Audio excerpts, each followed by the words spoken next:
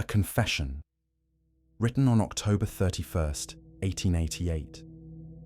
I have been coating people in wax for 17 years, and tonight I will coat my last victim. My name is Vincent Ashmore. I am 46 years old. I am a sculptor of some renown. My wax figures have been praised in newspapers from Boston to Philadelphia as uncannily lifelike, disturbingly realistic. So perfectly rendered they seem to breathe. The critics do not know how right they are. For 17 years, I have operated Ashmore's House of Terrors, a Halloween attraction featuring wax figures posed in tableaux of horror. Visitors walk through darkened corridors, encounter scenes of murder and madness, shriek with delighted fear at the realism of my work. What they do not know, what no one knows, is that the figures are not wax sculptures of people. They are people coated in wax while still alive. 17 figures, 17 people who wronged me, who humiliated me, who destroyed what I loved. Each one paralyzed, coated in layer after layer of molten wax, posed in eternal tableau while their minds remain conscious, aware, experiencing every moment of their imprisonment. And tonight, I will add the 18th figure. My apprentice, Clara Hennessy, who has worked beside me for 3 years, who has helped me mix the wax and position the figures and maintain the attraction, who has, I discovered yesterday, been slowly unraveling my secret. Let me tell you how this began. Welcome to Fright Club. Subscribe for more darkness. And drop a comment. Where are you listening from?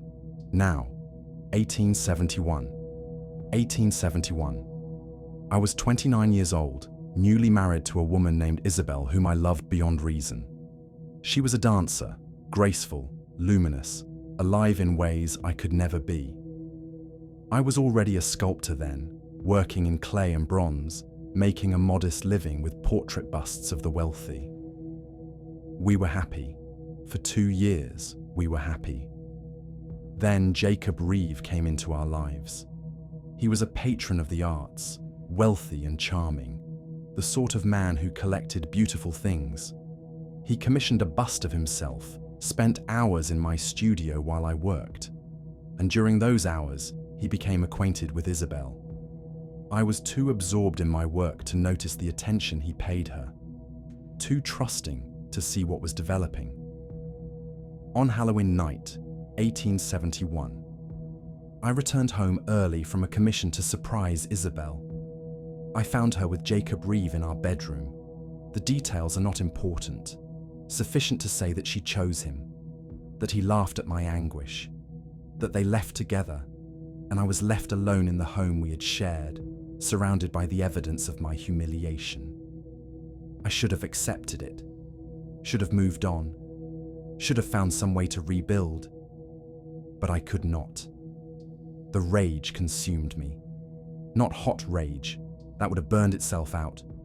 Cold rage, calculating rage, rage that transformed into something patient and methodical. I began to plan.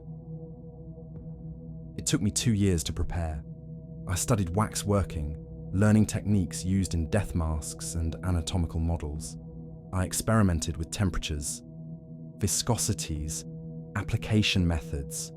I learned about paralytic compounds, curare from South America, substances that could render a person completely immobile while leaving them conscious. I converted my studio's basement into a workspace suited for my purposes. Ventilation for the wax fumes, a heating system to keep the wax molten, tables designed to secure a human body in any position. And on Halloween night, 1873, I invited Jacob Reeve to my studio. He came willingly. I had written him a letter expressing forgiveness, asking to complete his commissioned bust, offering reconciliation. He was suspicious at first, but his vanity won out. He wanted that bust, wanted to be immortalized in bronze. I gave him wine laced with the paralytic. He collapsed within minutes, conscious but unable to move, unable to speak.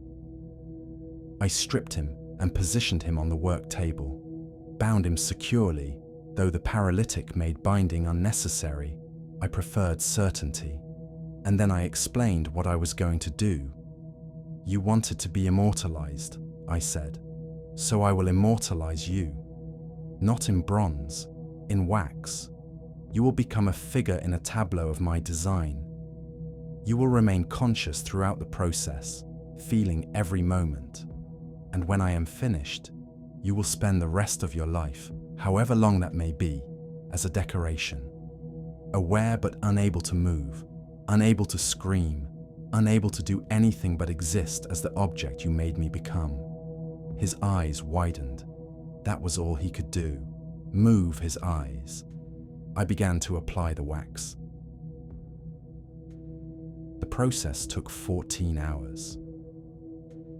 I worked through the night, applying layer after layer of warm wax to his body. Not hot enough to burn, that would have caused damage, shortened the preservation time. Warm enough to feel, to coat, to seal. I started with the extremities. Feet first, submerging them in the wax bucket, letting the coating build up thickness. Then legs, working upward. Arms, torso. I left the face for last. His eyes watched me the entire time, tracked every movement, pleaded silently for mercy. I gave him none. The face required the most care. I had to seal the mouth and nose without suffocating him immediately. Small air holes concealed in the nostrils, barely large enough to sustain breathing. The wax filled his mouth, coated his tongue, made speech impossible forever. When I finished, Jacob Reeve had become a wax figure, perfect in every detail. Positioned in a tableau I had designed, a man reaching forward with grasping hands, expression frozen in eternal desire, forever wanting what he could never have. I tested his responsiveness, pricked his arm with a needle through the wax. His eyes dilated. He could feel perfect. I kept him in my studio for a week, watching him, studying how the body adapted to encasement. His breathing remained steady. His eyes stayed alert. The wax preserved him exactly as I had intended, and I began to plan my next victim. Over the next 16 years, I coated 16 people. Not randomly. Each one was someone who had wronged me specifically. The art critic who had destroyed my early career with a vicious review. The gallery owner who had refused to show my work. The woman who had mocked my appearance at a social gathering. The man who had cheated me in a business dealing. Every slight, every humiliation, every wound to my pride. I catalogued them all, and I extracted payment. Some I lured with commissions. Some I hired as models. Some I simply invited for dinner and drugged. Each Halloween, I added one new figure to my collection. I stored them in my basement workshop initially, but in 1880, I had a better idea. I would open a Halloween attraction, Ashmore's House of Terrors, a seasonal exhibit featuring wax figures in horror tableaux. I could display my victims in plain sight, charge admission, and watch visitors admire the realism of my work, while the figures themselves experienced every touch, every comment, every moment of their display. It was perfect. The attraction opened Halloween 1880. It was an immediate success. People loved the visceral horror of the scenes, the uncanny lifelikeness of the figures. I became known as a master of the macabre, a sculptor who understood fear intimately. And I was.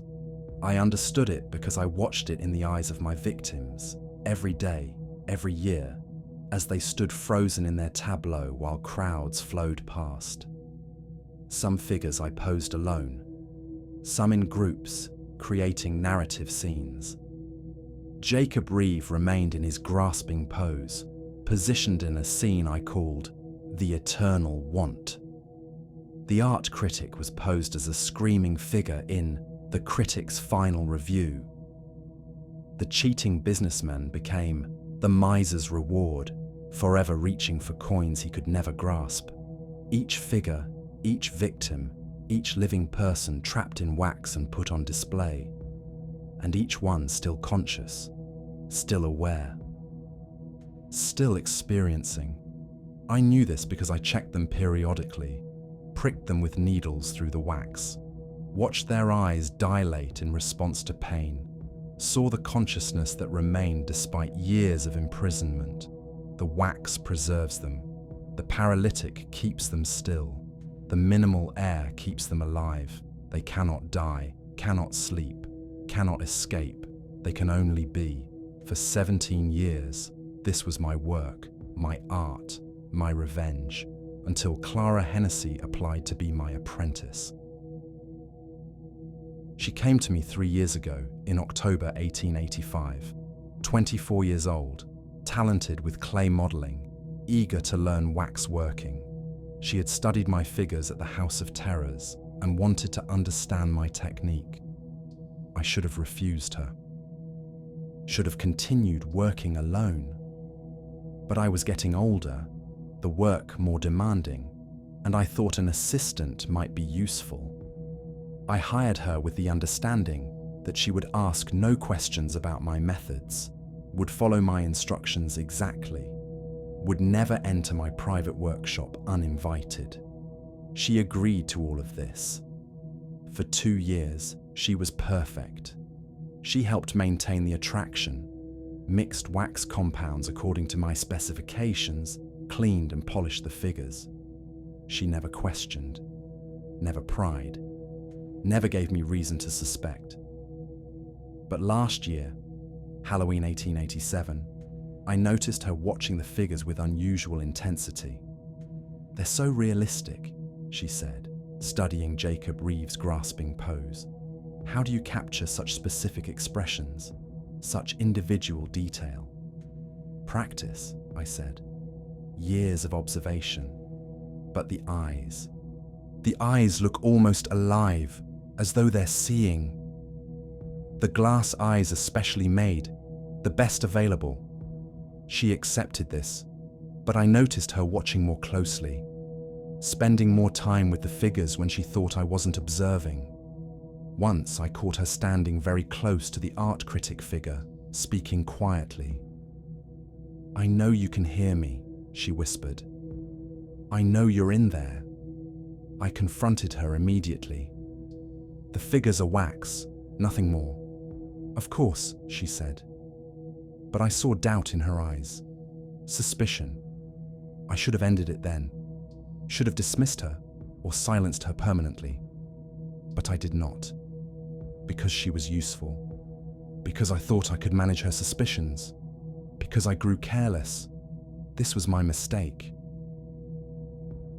Yesterday, October 30th, I discovered what she had been doing. I came to the workshop earlier than usual and found her in the private room where I store the paralytic compound and the wax mixing equipment. She was testing the wax temperature, examining the compound bottles, taking notes. "Clara," I said quietly. She turned, startled. "Mr. Ashmore, I didn't hear you come in. What are you doing in here?" I wanted to understand the process better, to learn your technique for... "You're not learning technique, you're investigating." Silence. Then she set down her notes and faced me directly. "How long have they been alive?" "I don't know what you're talking about." "The figures. They're not wax sculptures. They're people coated in wax, still alive, still conscious." Her voice was steady. "I've been testing them for months, observing their eyes, documenting their responses. They react to stimuli, they track movement, they're aware." "You're mistaken. Tricks of light, nothing more." "I know what you've done, Mr. Ashmore. I know each figure represents someone who wronged you. I've been researching, matching the figures to disappearances, to people who vanished on Halloweens over the past 17 years. Jacob Reeve, Margaret Thornton, David Sterling. All of them disappeared on Halloween, all of them after some conflict with you. I should have felt panic, should have felt fear at being discovered. Instead, I felt only that familiar cold rage.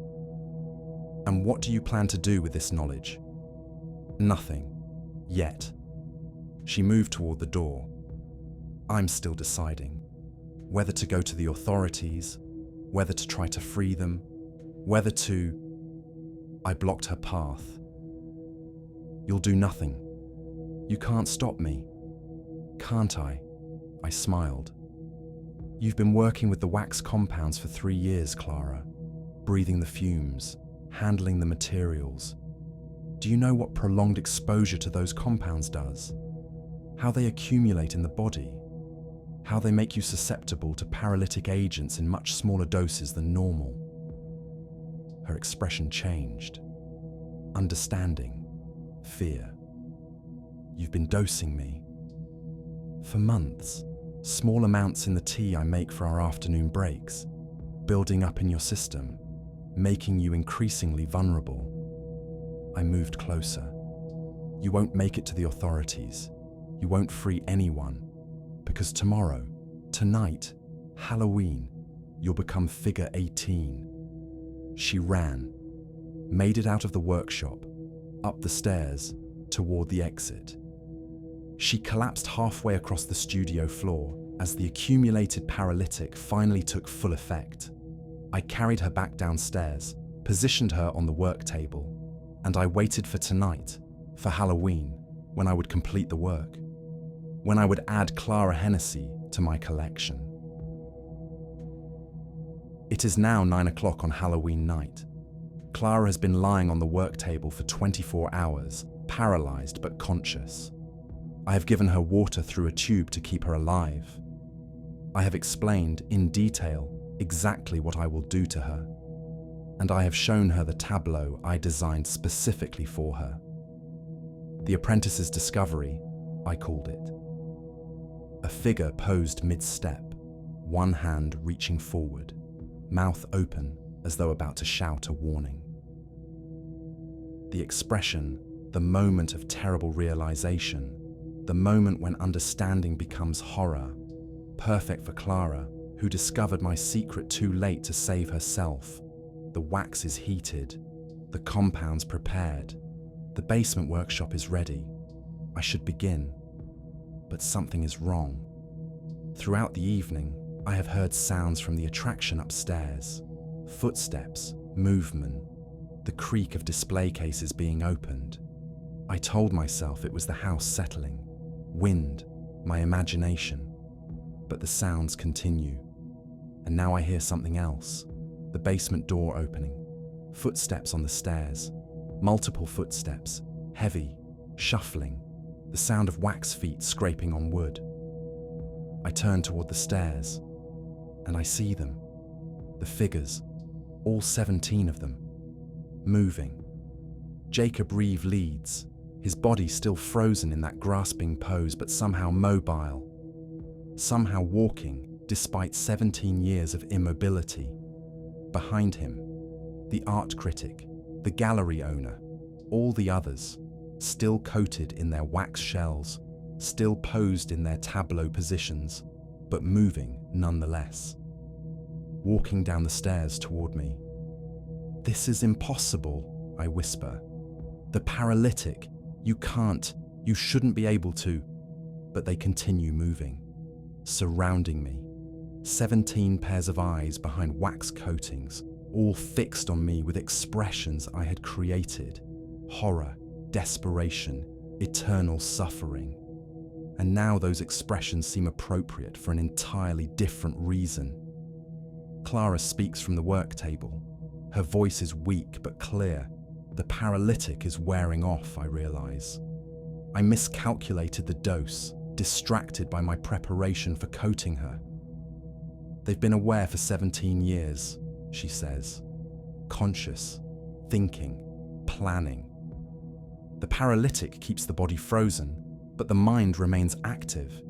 Did you never wonder what they were thinking all that time? What they were learning? How they might be communicating with each other in ways you couldn't detect? They can't move. The wax preserves them, but wax can be softened by heat, by friction, by 17 years of microscopic movements breaking down the coating from within. They've been preparing, waiting for the moment when they'd be strong enough. Strong enough for what? For this. The figures move closer. Their movements are slow, jerky, but purposeful. Jacob Reeve reaches me first. His wax-coated hands touch my arms. The hands are warm. The wax is softening from body heat generated by 17 years of metabolic activity. The coating is no longer solid. It's becoming plastic, malleable. "What are you doing?" My voice rises in panic. "You can't. I created you. I control." But I don't control them. I never did. I only thought I did. They force me onto the work table beside Clara, multiple hands holding me down with surprising strength. The wax transfers from their hands to my skin, already beginning to coat me. Jacob Reeve's face looms above me. Behind the wax shell, I see his eyes. After 17 years, they still hold consciousness, still hold awareness, still hold rage. "Your turn," Clara says from beside me. Her paralysis is wearing off rapidly. She's sitting up, watching. "They've been waiting for you to create one more figure, waiting for Halloween, waiting for me to help them." Help them? But you were going to be... I was never going to be figure 18. I was bait, to make you reveal yourself completely, to make you bring all your equipment together in one place, to give them the opportunity they needed. You knew. You've known all along. Not all along, but for the past year, yes. Since I discovered what you'd done, since I realized they were still conscious. She slides off the work table, her mobility returning. I've been feeding them water through the wax, tiny amounts, using a syringe, keeping them alive, communicating with them through eye movements, through code, planning this. The figures continue their work. They're coating me in wax, not the careful, methodical application I used on them, but rough, fast, efficient. The wax is warm on my skin, hardening, sealing. "No, you can't do this. I'm the artist, I'm the creator. You're supposed to be my victims, not..." "We were your victims," Jacob Reeve says. His voice muffled through the wax but audible. "For 17 years. Now you get to understand what that means." They coat my legs, my torso, my arms. The wax builds up in layers, trapping me, creating a shell I cannot break. Clara watches with clinical interest. "The paralytic in your system will wear off eventually. Mine was a light dose. You miscalculated, distracted by your excitement. But the wax will hold regardless. You'll be able to feel, to think, to experience, just as they have. Please, Clara, don't do this. I'll give you anything. Money, the attraction, everything. You have nothing I want, except justice." She nods to the figures. "Finish him." They coat my face. I try to scream, but the wax fills my mouth, seals my lips, makes sound impossible. They leave small holes in my nostrils, enough air to breathe. Not enough to call for help. The coating is complete. I am encased, trapped, a figure like all the others. They lift me, 17 pairs of hands, 17 people I tortured for 17 years, working together to move me. They carry me upstairs to the House of Terrors. They position me in the center of the main room, in a tableau I had created but never filled, a space I'd been saving for something special. They pose me carefully, arms outstretched, face frozen in an expression of terror, the perfect centerpiece for the attraction. Clara follows them up. She studies me critically, adjusting my position slightly. "Perfect," she says. "Welcome to the sculptor's final work. I think visitors will appreciate the irony." She turns to the other figures. "You can rest now. I'll take care of maintenance. I'll keep the attraction running. And I'll make sure he experiences every moment of every visitor who comes through." The figures begin shuffling back to their displays, returning to their positions, settling back into their tableau. But they move differently now, with more freedom, more life. The wax coating has been broken from within. They're no longer completely trapped. They're waiting, building strength, planning. And I realize they're not going to free themselves. Not yet. Because there are more people who wronged them, more people who participated in their suffering, more people who visited the attraction year after year, admiring the realism, never questioning, never caring that real people might be inside. They're going to continue my work, but not as victims, as artists. Clara will help them. We'll lure victims. We'll coat them as I coated the others. And I will watch it all, unable to move, unable to speak, unable to do anything but exist as a decoration while my own method is used again and again. This is justice. This is balance. This is what I deserve. The door to the House of Terrors opens. The first visitors of Halloween night enter, already excited, already eager to be frightened by the realistic figures. They approach my display, point at me, marvel at the detail. "Look at this one. It looks so real." The expression is perfect, pure terror. I wonder how he makes them look so alive. They don't know. They'll never know.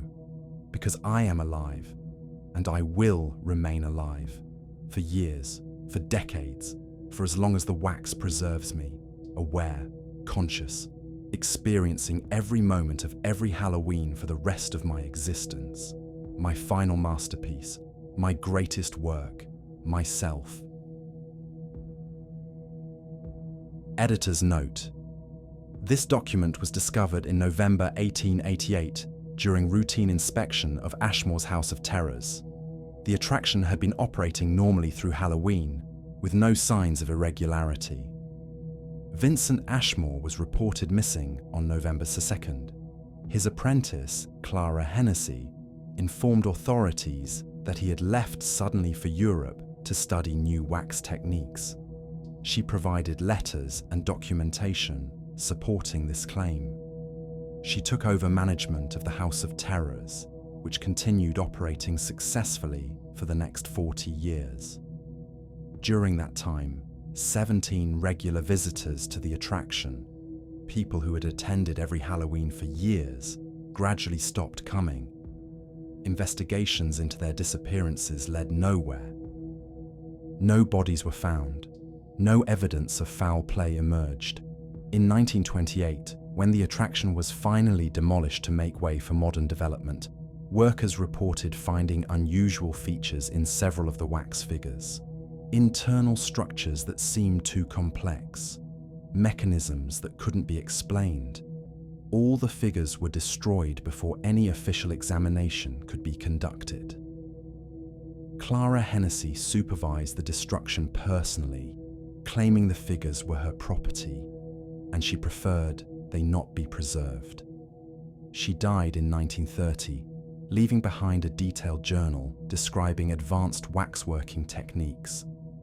The journal included extensive notes on preservation, on maintaining lifelike appearance, on creating figures that seemed almost alive. The journal's final entry, dated Halloween 1928, read simply, "They are finally at rest. All of them, including him. The work is complete." No further explanation was provided. The site of Ashmore's House of Terrors remains vacant. Multiple attempts to build on the property have failed due to structural issues. Workers report feeling watched, hearing breathing in empty spaces. finding wax residue that cannot be explained or removed. Every Halloween, locals report seeing figures in the empty lot, standing motionless, posed in tableaux of horror. But on close examination, the figures aren't there. Or perhaps they are, and they've simply learned to hide.